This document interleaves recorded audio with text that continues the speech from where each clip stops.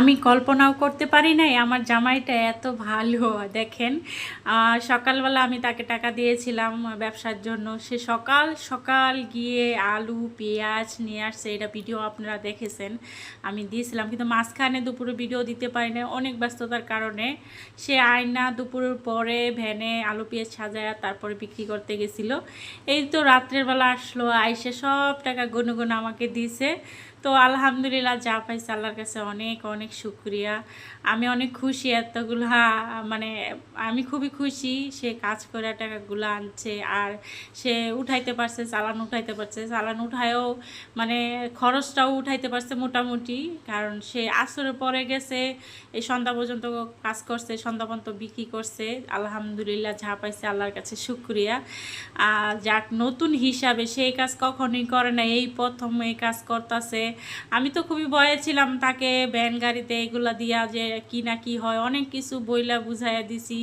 তারপর আলহামদুলিল্লাহ সে ঠিকঠাকভাবে বিক্রি করতে পারছে। আরও সে খুশি, আরও বিক্রি করতে চাইছিল। আমি নিয়ে বসছি, আমি কইছি না, রাত অনেক হয়ে গেছে, বাসায় চলো, খাওয়া দাওয়া করতে হবে।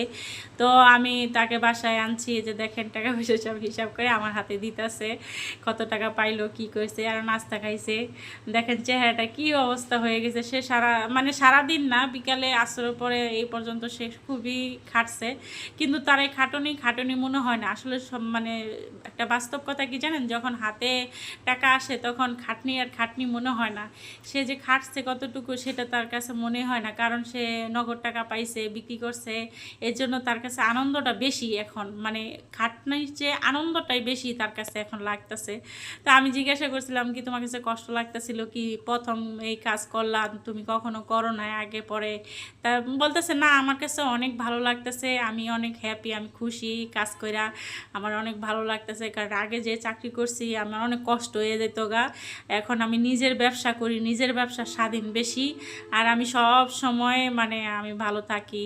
তো আলহামদুলিল্লাহ, এই মানুষটা যদি ভালো থাকে তাহলে তো ভালোই। যাই হোক, আমার কাছে খুব খুশি লাগলো যে প্রথমই সে ভালো। যাই হোক, আলহামদুলিল্লাহ, যা আছে শুক্রিয়া। আমি তো খুশি। তো আপনাদের ভাই হচ্ছে ভ্যান চালায়, ভ্যানওয়ালার আলু পেঁয়াজ বিক্রি করে। আমি হচ্ছে ভ্যানওয়ালার বউ হয়ে গেলাম আজ থেকে। তো আমি ভিডিও নিয়েছিলাম দুপুরে, সে ভ্যানে কি কি উঠাইছে না উঠাইছে, ওই ভিডিওটা হচ্ছে নষ্ট হয়ে গেছে।